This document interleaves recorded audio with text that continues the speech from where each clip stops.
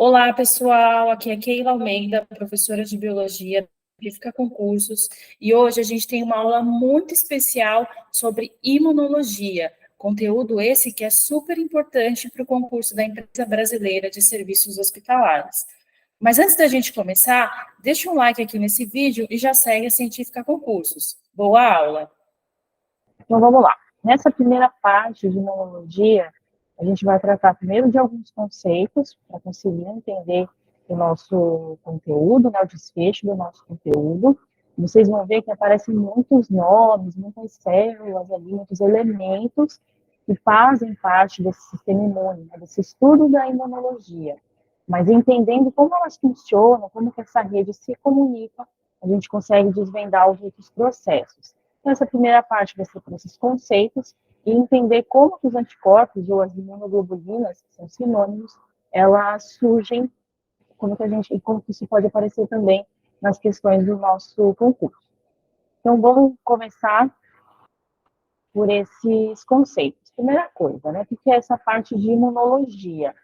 A imunologia, ela é todo esse sistema, na verdade, ela envolve muitos elementos, né? Então, ela é um sistema responsável por defender o organismo de qualquer agente externo.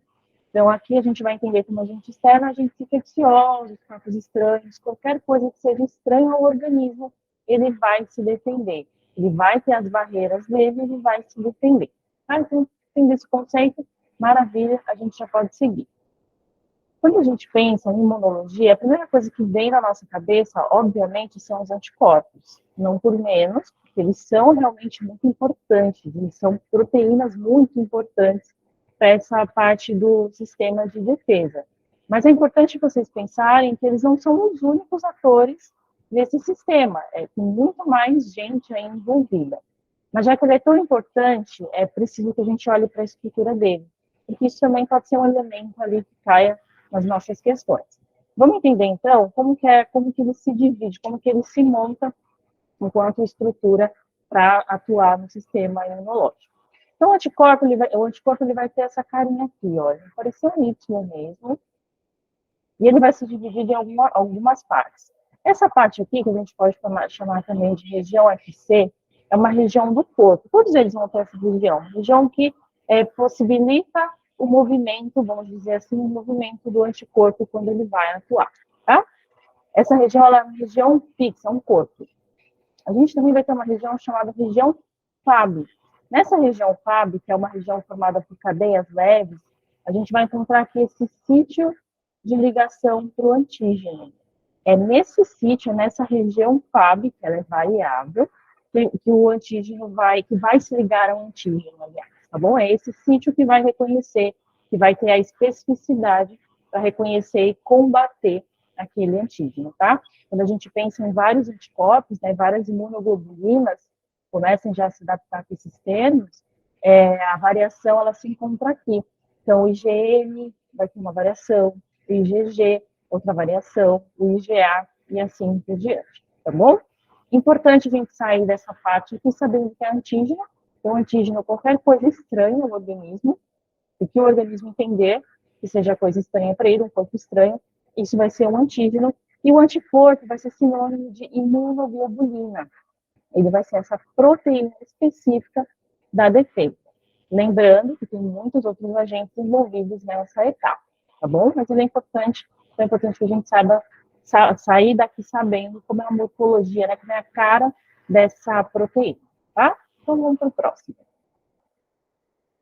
Vamos entender como funciona esse sistema da imunidade. Imunidade, como eu já falei para vocês, ela envolve muitos atores e ela é feita em algumas etapas. Vamos entender como ela acontece. Primeira coisa, a imunidade, a gente vai separar ela em imunidade inata e imunidade adaptativa. Essa imunidade inata é aquela que o indivíduo já desenvolve naturalmente. Quem que vai ser essa imunidade? A gente divide, né, a imunidade inata em duas barreiras, né? Então, a primeira barreira, o que a gente vai ter? A gente vai ter a pele, a gente vai ter a saliva, a gente vai ter lágrima. Então, tudo isso é uma forma de prevenir, né, evitar a entrada de organismos, corpos estranhos no interior do nosso organismo. Então, isso também faz parte dessa imunidade inata.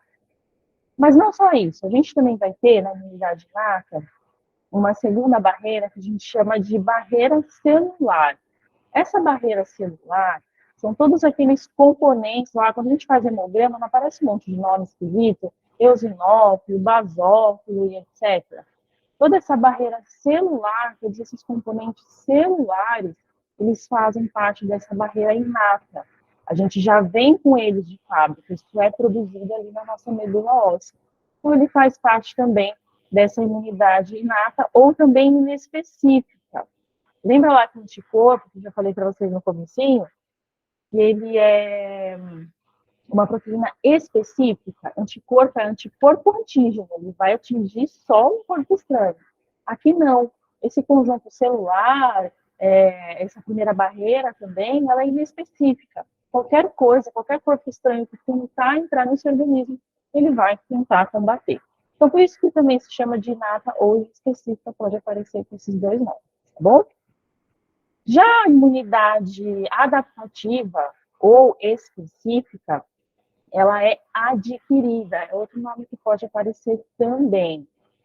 Nessa etapa da imunidade adaptativa, vai atuar principalmente ou exclusivamente a segunda barreira. Quem que é a segunda barreira? A gente já viu que a segunda barreira está presente ali na imunidade inata, né, que são as células presentes ali no sangue. Ela também vai aparecer aqui, então por isso que está escrito aqui, ó, barreira celular, mas também vai ter nessa etapa aqui a barreira humoral. Quem que é essa galera aqui? São os anticorpos que vão ser produzidos à medida em que o indivíduo é exposto a esses antígenos. Então, à medida em que a gente tem contato com esses corpos estranhos, com agentes infecciosos, com doenças, tudo isso gera uma memória celular, gera produção de anticorpos, e esses anticorpos vão compor o conjunto desse indivíduo, né? Cada indivíduo vai ter o seu componente de imunidade, e tudo isso vai compor essa parte da segunda barreira relacionada à imunidade adaptativa. Tanto a imunidade inata quanto a adaptativa, elas se conversam o tempo todo. Então, uma vai auxiliar a outra. As duas, elas agem concomitantemente. Então, a gente precisa que as duas fases da imunidade, elas atuem juntas, tá? Então, ao longo de toda a vida do indivíduo, isso vai ocorrer simultaneamente. Ora vai haver situações em que a gente vai precisar só a imunidade inata, ela vai dar conta, ora vai haver situações em que a gente vai precisar da ação das duas ou só da adaptativa, tá bom? Então, uma hora a gente vai fazer o anticorpo, outra hora é uma coisa mais simples de resolver, uma reação inflamatória, por exemplo, só a imunidade inata dá conta, tá? Então, existem esses dois conjuntos, e vamos entender agora como que as células atuam para criar esses dois conjuntos, as células relacionadas à segunda barreira, tá? Como que elas se completam, né, o conjunto delas para criar essa segunda barreira. Então, vamos lá. Olhando de cara esse slide, deve dar um baita susto, né? Nossa, quantos nomes, né? Quantos nomes diferentes, será que eu preciso decorar tudo isso? Não vou conseguir, etc, etc. Mas olha só o que tem aqui. Provavelmente vocês já viram todos esses nomes, e quem já fez pelo menos um exame de sangue, um hemograma completo na vida, já viu, já se deparou com essa nomenclatura. Então, ela não é tão estranha assim nos nossos olhos. Vamos entender como que isso se forma, o principal, como que isso se forma e como que isso atua. Então, olha só o que está acontecendo aqui. De onde vêm as células relacionadas ao sistema imune? Todas essas células, elas vão ser geradas na medula óssea. Então, tanto as células que vão gerar os leucócitos, quanto as células que vão gerar os glóbulos brancos, todas elas, sem exceção, vão sair aqui da medula óssea, tá bom? Então, a gente vai ter uma fase aqui, vão ter células que não estão diferenciadas, né, que a gente vai chamar de células-tronco, isso vocês já devem ter visto nos estudos de vocês. Essas células, elas são não diferenciadas, então elas estão ali para se diferenciar e virar alguma coisa funcional. A partir dessa célula, a gente tem dois caminhos para montar esse conjunto de leucócitos. Só uma pausa aqui. Leucócito é tudo, todas as células, é um nome genérico de todas as células que estão relacionadas ao sistema imune, tá? Então, vamos voltar. A gente tem a célula tronco, oriunda da medula óssea, que está aqui, ó, nossa medula óssea, vai gerar essa célula tronco. Essa célula tronco, ela pode se diferenciar para dois caminhos. Então, já vamos começar a pensar aqui. Ela pode gerar linhagens de células mieloides, ou ela pode gerar linhagens de células linfóides. Uma pausa aqui de novo. Essa linhagem mieloide, ela pode gerar tanto leucócitos quanto eritrócitos. Então, eritrócitos, a gente vai pensar lá nas hemácias, nas plaquetas, elas não estão representadas aqui porque não é do nosso interesse agora. Mas ela pode gerar isso também. Mas ela vai gerar um componente muito importante dos leucócitos. Então, vamos olhar para ela agora, por enquanto. Vamos prestar atenção aqui nessa linhagem mieloide.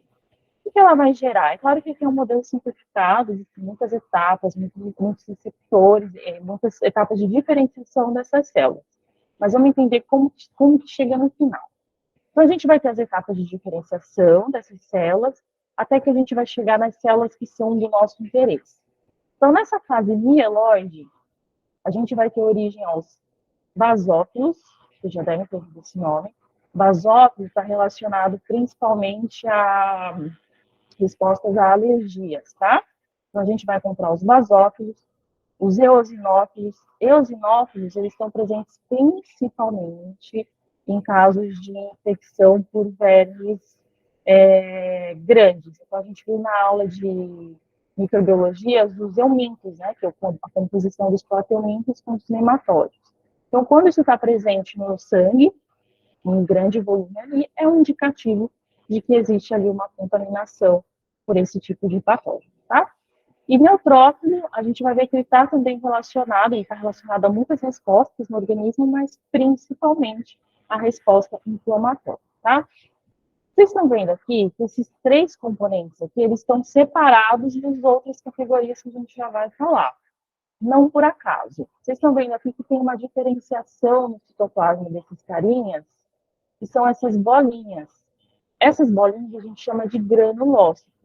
Eles vão auxiliar nessas respostas, nessa atividade que cada célula vai desenvolver. Aí cada uma desenvolve a sua. Eles também têm núcleos que são um pouquinho diferentes dos demais. Então, vocês estão vendo aqui que o eosinófilo tem um núcleo um pouquinho, tem dois, né, núcleos marcados. O neutrófilo vai ter uma coisinha mais ou menos ali 3. O basófilo também vai ter um núcleo meio diferente do que a gente está habituado a ver. Por conta disso, essas células, esses três tipos de células, eles também são classificados como polimorfonucleares. Eles têm mais de um núcleo, esses núcleos têm formas variáveis. Tudo isso está relacionado à atividade fagocítica que essas células vão desenvolver, tá bom? Mas vamos continuar ainda na nossa linhagem mieloide aqui. Essa linhagem mieloide vai gerar uma célula muito importante, que é o monócito. Ele vai aparecer em quase todas as respostas do sistema imune, o monócito vai dar suas caras. Quando ele está lá paradinho, só de vigia, ali no sistema circulatório, ali no sangue, circulando, nos vasos, capilares, etc., ele vai receber esse nome de monócito. Quando ele detectar que tem alguma coisa estranha, tem alguma coisa invadiu aquele organismo, ele vai virar um monócito ativo. Quando ele vira um monócito ativo, que ele sai da corrente sanguínea, aí a gente vai chamar ele de macrófago. Esse nome já deve ser mais familiar aí para vocês, tá? Mas vamos com calma que a gente vai ver na prática como o monócito vira macrófago, tá? Tem outra célula também, muito importante, da linhagem dos mielócitos. Aqui não está marcando setinha, depois eu corrijo para os slides. Mas também tem da linhagem mieloide, que é o mastócito, que a gente vai ver a importância dele na resposta inflamatória, tá? E o último conjunto aqui da linhagem do mieloide são as células dendríticas. Não por acaso elas recebem esse nome, elas são muito parecidas com a morfologia dos neurônios, mas elas não têm nada a ver com neurônios, são células ali de defesa, e elas vão atuar também na parte citotóxica, né, na parte em que elas vão atacar ali o antígeno para que ele possa ser eliminado do organismo. Então, a gente tem toda a nossa composição agora do esquema, né, da nossa linhagem mieloide. Vocês estão vendo aí que até agora eu não falei de anticorpo, não apareceu o anticorpo. Toda essa galera que faz parte daquela barreira, daquela segunda barreira, da barreira celular, que a gente encontra tanto na inata quanto na específica, tá? Na imunidade inata quanto na imunidade específica. Então, essa é a galerinha que vai falar ali primeiro, que a gente já tem, que o organismo vai usar quando precisar. Fechou? Vamos para a nossa próxima linhagem. A nossa próxima linhagem, então, que está vindo lá da célula-tronco, é a linhagem linfóide. Aqui a gente já começa a pensar um pouco mais específico o que essa turminha está fazendo. Olha só o que vai aparecer aqui. Então, a primeira célula que vai aparecer aqui na linhagem linfóide vai dar origem aos linfócitos. Então, tanto os linfócitos T quanto os linfócitos B. Mas para os linfócitos T, especificamente, somente, ele é obrigatório passar por esse órgão aqui, ó.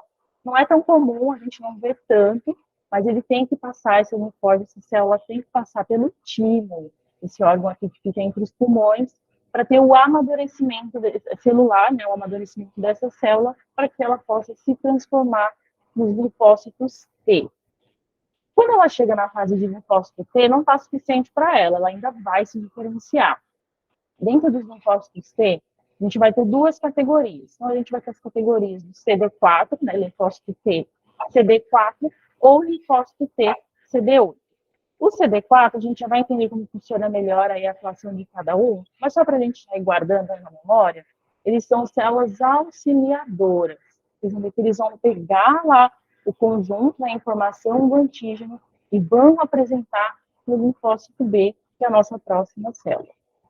Já o CD8, eles são linfócitos citotóxicos. A hora que o linfócito T pegar aquela informação do antígeno, ela vai mostrar também para o CD8, e o CD8 vai lá e vai aniquilar aquele antígeno, aquele patógeno, aquele corpo estranho do organismo. Tá? Muito bem. Está quase acabando essas células aqui, hein?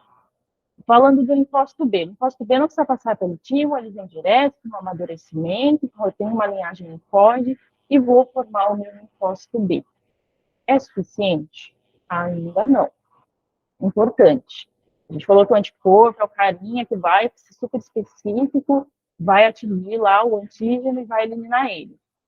Para que isso seja feito, todo anticorpo ele vai ser oriundo de células oriundas do linfócito B. Então, o linfócito B ele ainda não está pronto. Ele vai gerar uma outra célula aqui, que a gente vai chamar de plasmócito.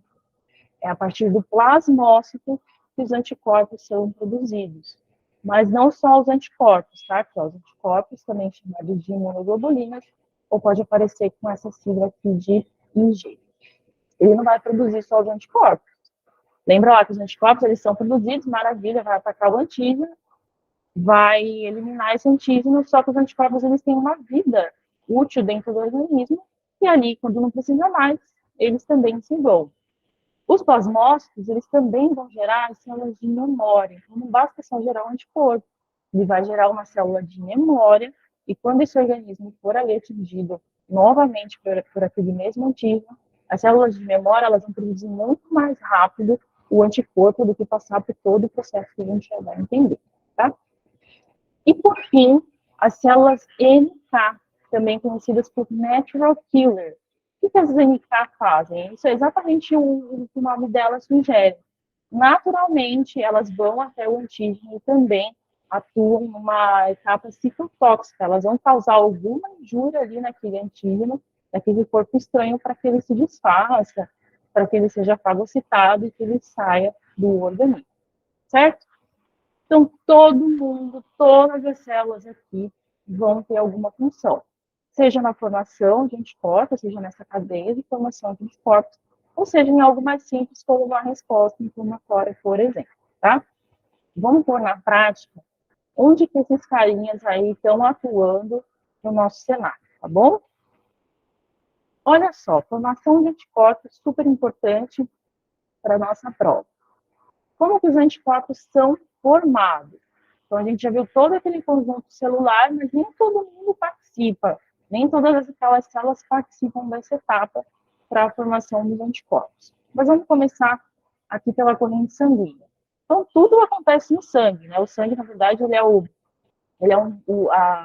o elemento ali que dita para a gente o equilíbrio do organismo. Então, por isso que a gente faz exame de sangue, faz hemograma completo para saber se tem alguma coisa acontecendo ali, porque ele traz essas informações, né? Essas células, a maioria delas, né, não todas, estão presentes ali no sistema circulatório. Então, vamos pensar aqui como que esses anticorpos são criados. Então, veja lá, a gente teve alguma infecção, o organismo foi invadido ali por algum agente infeccioso. Primeira coisa que vai acontecer, lembra lá do nosso monócito, que eu falei para vocês, que fica lá na corrente sanguínea? Então, ele fica lá como um sentinela, só esperando ver se alguma coisa vai acontecer, se alguma coisa diferente acontecendo no organismo. Entrou alguma coisa ali, entrou um vírus, entrou uma bactéria, entrou alguma coisa que vai causar algum prejuízo para o organismo. Ele tem os receptores dele, né? Tem muita mais informação, né? Tem um pouco mais simplificado, mas existem vários receptores de membrana, ele tem os receptores dele, que vai indicar, olha, entrou alguma coisa e a gente precisa combater essa alguma coisa. Quando isso acontece, o monócito ele vai passar por um processo chamado diapedese. O que é diapedese? É sair dos capilares, onde ele está circulando, é sair desse capilar e ir até o tecido, ou até esse patógeno, até esse agente infeccioso, onde quer que ele esteja. Nesse processo, ele vai sofrer essa maturação. Então, o monócito, nesse processo de diapedese, né, de sair da corrente sanguínea e ir até o agente infeccioso, ele vai virar um macrófago. Lembra lá que eu falei para vocês? Macrófago, maturação do monócito, certo? O macrófago, olha só a cara do nosso agente infeccioso aqui. O macrófago, ele vai localizar esse carinha aqui que não era para falar, e ele vai fagocitar essa célula, vai fagocitar esse agente infeccioso. Quando ele fagocitar esse agente infeccioso, né, ele vai engolfar isso, ele vai fazer uma leitura do que é aquilo. Então, ele vai ler o que tem ali, de proteínas, de enzimas, enfim, o que for a composição daquele organismo, ele vai ver. E aí, o que ele vai fazer? Sozinho ele não produz anticorpos, quem produz anticorpos são os linfócitos B. Tem que fazer essa informação chegar para os linfócitos B. Como que ela vai chegar? Ele vai ler essa informação e vai apresentar para os linfócitos T. Então, a gente já começa a falar lá da nossa linhagem linfóide, lembra? Então, ele vai ler essa informação, o que é esse agente aqui, e vai mandar para o linfócito T. Lembra que o linfócito T da linhagem CD4, ela é auxiliadora, então ele também não forma, ele não tem condição de formar anticorpo, e ele também não tem condição de combater esse agente aqui. Esse agente está circulando lá na corrente sanguínea, está lá infectando o organismo, ele não tem condição de combater. Mas ele tem condição de apresentar para o linfócito B. E aí o linfócito B já é o cara ali que começa a resolver as coisas, né? Então, ele pega essa informação que o macrófago passou para ele e ele vai passar para o linfócito B. No linfócito B, de novo, ele ainda não produz anticorpo, mas ele sabe quem faz. Ele vai transformar essa informação e vai gerar, ele vai dar origem às células chamadas plasmócitos, que a gente já viu no slide anterior. O plasmócito, sim, tem condição de produzir, é o cara que tem a maquinaria para ler a informação desse organismo invasor, para transformar isso no anticorpo, para transformar isso em proteínas que combatam a parede celular ou o que quer que seja ali daquele organismo, para que ele seja eliminado. Então, a partir do plasmócito, que esses anticorpos ou essas imunoglobulinas vão ser construídas. Então, vai ter uma resposta imune ali e esse patógeno vai ser eliminado. E não só isso, o plasmócito ele também vai gerar células de memória. Então, ele já vai deixar guardadinho lá toda a informação de todo esse caminho que o macrófago passou por linfócito T, por linfócito B, etc. Ele já vai deixar isso pronto para as células de memória, para que isso seja feito mais rápido. Se vocês olharem nesse gráfico aqui do lado, olha só como essa resposta é muito mais rápida na segunda infecção. Olha só o que está acontecendo aqui. Então, quando tem lá a infecção, a gente entrou e etc., a produção de anticorpos ela vai demorar um tempo para começar a acontecer. Porque tudo isso aqui leva tempo para acontecer. Então, ela vai demorar até que esse pico aqui, eu tenho anticorpos o suficiente para combater esse organismo. Quando tem a segunda infecção pelo mesmo agente, observa aqui que a resposta ela é muito mais rápida. Por que ela é muito mais rápida? Porque eu tenho a informação das células de memória. Vai ficando mais fácil, né? Mais fácil de digerir essa informação e entender como esses anticorpos se formam. Os anticorpos, quando eles são formados, né, quando essas imunoglobulinas são formadas, elas são específicas ali para cada ocasião. Então, a gente tem 5 tipos de imunoglobulinas que a gente pode encontrar nos seres humanos. Então, a gente vai ter anticorpos do tipo IgA, IgD, IgE, IgG e IgM. Importante, IgG, IgG e IgM talvez sejam os mais conhecidos, então a gente não precisa se preocupar tanto com eles. IgG é aquela imunidade adquirida que a gente vai encontrar nos exames. Então, por exemplo, na época da pandemia do Covid, o pessoal falava muito em exame por IgG e IgM para saber se a infecção estava em curso ou se ela já tinha acontecido e a pessoa criou anticorpos. O IgG está dizendo para a gente que, olha, já aconteceu, você criou anticorpos e tem anticorpos aqui. O IgM é essa infecção em curso, porque ele está recebendo informação do linfócito B, tá bom? Mas a gente ainda tem essas outras categorias que não são tão conhecidas, mas são importantes. Então, a gente tem imunoglobulina do tipo A, que a gente vai encontrar na saliva, trato gastrointestinal, aquela imunidade inata, na segunda barreira, a gente vai encontrar isso também. Vai ter o IgD, que a gente vai encontrar no plasma sanguíneo. Aqui, o IgE é importante, a gente vai falar dele também.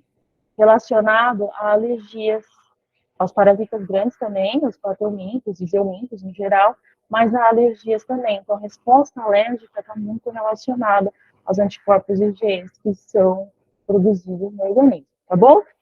Quando a gente vê esse esquema acontecendo, fica mais fácil de entender todo esse processo, né? Muito bom, é assim que a gente cria anticorpos, né, bem simplificados, existem outras etapas, outros receptores, mas é assim que a gente cria anticorpos no nosso organismo, certo? Então, vamos agora entender a resposta inflamatória. Vocês viram que o anticorpo, né, a produção do anticorpo é um processo muito refinado, ele tem muitas etapas, tem muitas células ali envolvidas, ele demora muito mais tempo para acontecer. A resposta inflamatória, ela tem que ser uma resposta de proteção para o organismo, tem que ser uma resposta rápida. Ela não vai ter tempo, se você tiver, por exemplo, furar teu dedo, ou fazer um corte no seu braço, você não vai ter tempo de esperar 5 dias até um anticorpo ali atuar, até ele aparecer para atuar. A resposta inflamatória tem que ser rápida, tem que proteger meu organismo. Como ela acontece? Todas aquelas células que a gente viu, algumas delas vão aparecer aqui também. Então, vamos olhar para o nosso esquema. Olha só o que está acontecendo aqui. Aqui é a pele, né? Então, aqui essa parte de cima aqui é a pele. E aqui é a parte de baixo da nossa pele. Aqui a gente tem um capilar, aqui são células que estão presentes ali nesse tecido, tá bom? O que aconteceu aqui? Primeira coisa. Então, tive aqui algum instrumento, um prego, alguma coisa que cortou essa pele e penetrou nessa pele. Quando esse instrumento ele entra aqui, além de provocar um rompimento do tecido, eventualmente um rompimento dos vasos, ele traz consigo informação de fora. E essa informação de fora são bactérias, patógenos em geral, coisa que não era para estar ali e que pode causar um mal maior para o organismo. O que o organismo vai fazer? Ele vai combater, o imunológico ele vai agir para combater que isso que entrou com esse prego, com essa lâmina, ele não se espalhe para a corrente sanguínea e não caia aí e fique circulando no organismo. Então, primeira coisa aqui, teve isso, entrou aqui os corpos estranhos, coisa que não era para estar aqui. Tem um outro agente, uma outra célula que a gente já falou dela, que está presente ali no tecido conjuntivo, ele fica lá meio de sentinela no tecido conjuntivo, caso ele se rompa, etc., para atuar também, que não é uma macrófago, é um outro nomezinho, que são os mastócitos. Mastócitos, nós que seguem, aí, pronto. Eles ficam de sentinela ali no tecido conjuntivo. Quando acontece esse tipo de lesão, o que o mastócito vai fazer?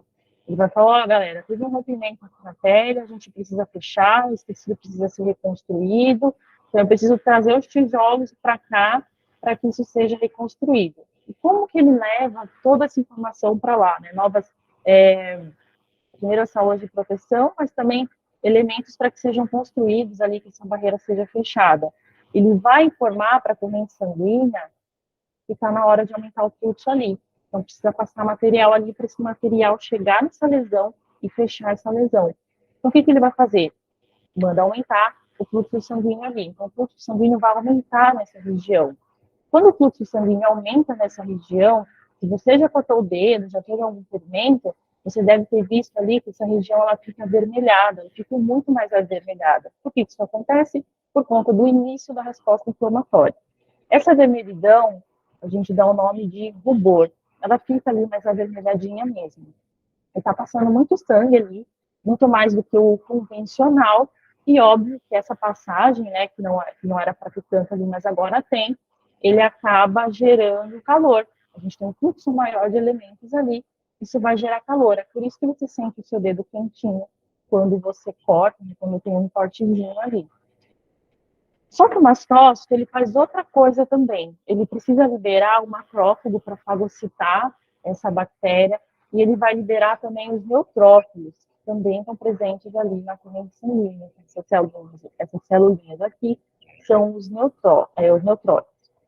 Então, eles saem da corrente sanguínea para também fagocitar esses elementos. Aqui uma pausa. Lembra que o macrófago ele vai fagocitar lá na resposta imune, ele vai fagocitar o patógeno e vai apresentar para o linfócito T. Aqui o macrófago não vai atuar dessa maneira, e os neutrófilos também não, eles não apresentam esse patógeno, eles fagocitam e mandam para fora, então eles não retornam para a corrente sanguínea. Só que para que ele possa sair, ele não consegue passar por esse tecido do capilar. O que o mastócito vai fazer? Ele vai liberar histamina para que esses capilares eles possam se abrir o suficiente para que essas células saiam e consigam entrar ali no tecido conjuntivo e fazer o que precisa ser feito, tá bom? Então, ela vai atuar também como um vasodilatador e aumentar o fluxo de sangue nessa região. À medida que aumenta o fluxo de sangue nessa região, aumenta também de outros elementos. Então, é normal que isso acabe extravasando também. Então, quando isso extravasa, a gente vai ter o que a gente chama de edema, que é o terceiro componente da nossa resposta inflamatória. Tá? Então, a gente tem lá o edema, a gente acaba sentindo dor também, porque aqui a gente também tem, aqui nessa parte do tecido conjuntivo, a gente também tem terminações nervosas.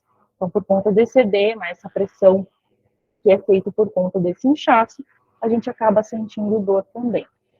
Só que pensa lá comigo, esse vaso sanguíneo, né, esse capilar aqui, ele está se abrindo para que essas células elas possam sair, possam atuar, fagocitar o agente infeccioso. Mas ele tem que tomar cuidado também para que não saiam outras coisas. Então, para que outras coisas que são importantes não saiam desse capilar, o próprio mastócito também vai secretar ali heparina, que é um anticoagulante, e vai impedir que tenha extravasamento sanguíneo, não é isso que ele quer que as células de defesa saiam e vão combater o agente infeccioso, então ele vai ali secretar também heparina para que isso fique controlado. Então percebam a maquinaria que existe aí para que esse organismo seja protegido, tá bom? Eventualmente, vocês devem ter visto, lembra que eu falei para vocês que ele não volta, nem o macrófago nem os neutrófilos voltam para a corrente sanguínea. Então, eles precisam ser expulsos desse organismo. Como que eles são expulsos? Através do pus. O que é o pus? É tudo isso aqui digerindo bactéria, todas essas células que participaram dessa resposta inflamatória, elas são mandadas embora do organismo através do pus. E aqui a gente tem outros sistemas atuando para fechar essa pele, reconstruir, etc. E é tudo através dessa troca de informação entre o mastócito, o neutrófilo e as outras células de defesa, tá bom? Percebam que, em relação à produção de anticorpos, é uma resposta inflamatória rápida, percebam a dinâmica de como as células se comportam. Então, aqui eu preciso de uma coisa muito mais rápida, muito mais efetiva, e no anticorpo não, eu posso gerar algo mais específico, só que vai levar mais tempo, tá bom? Processo alérgico também está dentro de imunologia, do sistema imune. Como que funciona o processo alérgico? Todas aquelas células que a gente viu até agora vão atuar aqui também. Aqui é muito relativo à sensibilidade de cada indivíduo, tanto que um indivíduo que tem uma resposta muito ampliada de algo que não que seria mais simples, a gente diz que ele tem uma hipersensibilidade maior, né, não convencional, em relação àquela resposta imunológica. O processo alérgico, ele nada mais é do que essa resposta imunológica muito exacerbada, muito além do que deveria ter acontecido, tá? Como que ele funciona? Então, vamos imaginar aqui nessa fotinha de fundo, ó, tem um gatinho aqui bonitinho. Tem muita gente que tem alergia, né, aos pelos do gato. Então, vamos imaginar que uma pessoa que tem alergia, que não sabe, foi exposta a esse primeiro agente, foi exposta a esse agente pela primeira vez. De novo, aqui a gente vai ter uma macrófago atuando, mas a gente vai ter outra célula também, a célula dendrítica, que vocês lá no começo, linhagem mieloide. Ambas vão atuar e vão apresentar esse antígeno para o nosso linfócito T. Lembra que macrófago apresenta esse linfócito T, ele mostra, olha, isso aqui você tem que mandar para frente, essa informação. Então, ambas vão atuar no processo alérgico para apresentar esse elemento para o linfócito T. O linfócito T vai fazer aquele mesmo caminho que a gente já viu, cadê meu mouse? Vai fazer aquele mesmo caminho, o linfócito B vai para o plasmócito, vai formar as suas imunoglobulinas. Imunoglobulina relacionada à alergia são os IgE, tá? Então, ele vai formar lá os anticorpos IgEs, e vai apresentar esses anticorpos aqui que foram formados para outras duas células. Então, além daquele primeiro momento de combater a alergia, ele vai apresentar esse IgE para outras duas células. Então, ele vai apresentar o IgE para o mastócito e para o basófilo. Lembra que eu falei lá no começo que o basófilo estava relacionado às alergias? Então, aqui que ele vai atuar. O mastócito vai ficar lá no tecido conjuntivo, lembra? A gente acabou de ver na resposta inflamatória. E o basófilo vai ficar lá na corrente sanguínea, esperando alguma coisa acontecer. Só que agora, esses carinhas aqui não estão mais sozinhos. Eles estão atrelados a esses anticorpos que foram produzidos naquela primeira exposição. Até aí, tudo certo. Ocorre que na segunda exposição, eu já tenho a informação desses anticorpos. Então, a pessoa se expõe a pela segunda vez, a esse elemento que ela tem alergia. Isso já está pronto. Então, o organismo ele vai atuar bem rápido para gerar essa resposta imunológica. Só que o que esses dois carinhas vão produzir? Lembra que a gente falou que o mastócito produz histamina? Que ele contém, que ele permite a abertura dos tecidos dos capilares para que as células possam sair e fagocitar o agente infeccioso. Aqui ele vai fazer a mesma coisa, ele vai produzir a histamina. Só que o basófilo também vai produzir a histamina. Por um lado é bom, se o indivíduo ele não tem aquela hipersensibilidade, ele vai controlar a alergia dele, ele vai controlar essa exposição e está tudo certo. Mas se ele tiver uma hipersensibilidade, que é o caso do processo alérgico, ele vai produzir muito mais histamina do que ele deveria. Essa produção exagerada de histamina é essa hipersensibilidade. O problema dela, né, por que muita gente fala anti-histamínica, daí que vem a palavra, né? O problema dela é quando está relacionado principalmente à formação de edema na glote. E aí a gente pode ter um problema maior, pode levar o indivíduo a óbito, por isso que a gente utiliza anti-histamínico. E qual que é os sintomas, né? O que a pessoa vai apresentar quando ela está nesse processo alérgico, quando tem histamina demais ali sendo produzida? A gente vai ver aqueles edemas, então a gente vê aquelas urticárias, edema, coisa que coça na pele, né? Aquelas secreções, tudo isso é sinal desse processo alérgico, tá certo? Então percebam que para cada etapa ali do nosso sistema imunológico, né, cada necessidade do nosso sistema imunológico, vai ter um processo, e esse processo vai envolver essas células todas que a gente falou lá no começo, e todo mundo apareceu aqui, vocês viram que não é nada demais. Vamos ver aqui como isso aparece nas nossas questões. Vocês vão ver que é importante saber o que cada imunoglobulina faz, porque isso pode ser pergunta de prova. Olha só como apareceu nessa questão aqui. O examinador pergunta o seguinte: acerca da resposta imunológica mediada por anticorpos, assinale a alternativa correta. E aí ele fala o que cada um faz. Então ele vem aqui na área e diz: os primeiros anticorpos de baixa afinidade a serem produzidos em uma resposta imune humoral são centros da classe IgG. Aqui, o baixa imunidade, da afinidade, a gente já fica desconfiado, os anticorpos eles são específicos. Na letra B, ele fala o seguinte: IgA é a principal molécula de anticorpo presente no sangue e demais fluidos extracelulares. As imunoglobulinas, em geral, elas têm cada uma ali a sua atuação. Indo para a letra C, ele diz o seguinte: a IgA é a principal imunoglobulina presente na saliva, no muco, no suor, no suco gástrico, nas lágrimas e no leite. Ela pode ser passada, né? Ela pode ser passada da mãe para o filho. Então, essa aqui é uma das funcionalidades, é a funcionalidade do IgA. As outras eu vou deixar para vocês irem analisando, para a gente poder ganhar tempo e fazer as próximas questões. Mas percebam quão é importante saber o que cada imunoglobulina faz, tá bom? Vou deixar marcadinho aqui e vamos para a próxima. Olha só o que essa questão pede. Ele fala o seguinte, bem simples, né? Depois que a gente vê todo esse processo, ela começa a ficar simples aí para a gente. Ela diz o seguinte: as respostas que se desenvolvem contra infecções por patógenos potenciais são conhecidas como respostas imunes. Com relação às respostas imunes, julgue o item seguinte. Aí ele fala o seguinte: os linfócitos B, responsáveis pela secreção das imunoglobulinas, são células produzidas na medula óssea e que se maturam no timo. O linfócito T não se matura no timo, ele surge na medula óssea e de lá ele tem a maturação dele. São os linfócitos T que obrigatoriamente passam pelo timo. Então, percebam que uma questão dessa, que se a gente não está muito atento ali, poderia passar, percebam o quão simples ela é, então essa aqui a alternativa está errada. Tá certo? Então, vou ficando por aqui e fico à disposição de vocês para qualquer dúvida. Até mais.